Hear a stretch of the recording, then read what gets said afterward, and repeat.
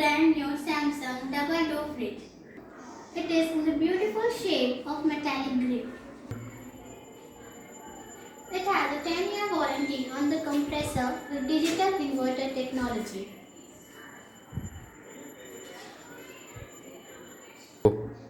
Now let's talk about the most amazing thing of the refrigerator, ice and water dispenser.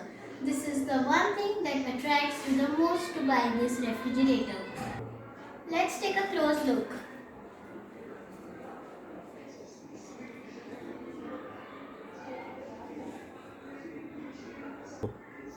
Now let's explore what's inside.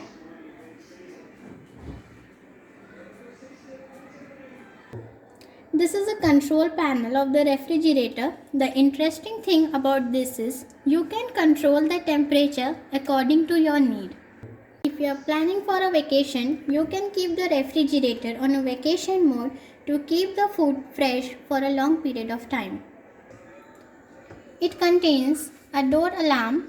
If your refrigerator is kept open for more than 2 minutes, then it will start ringing. It will remind you that you need to close the door immediately. It also contains a child lock system. If you are thinking to buy a new refrigerator, then I surely recommend you for this refrigerator.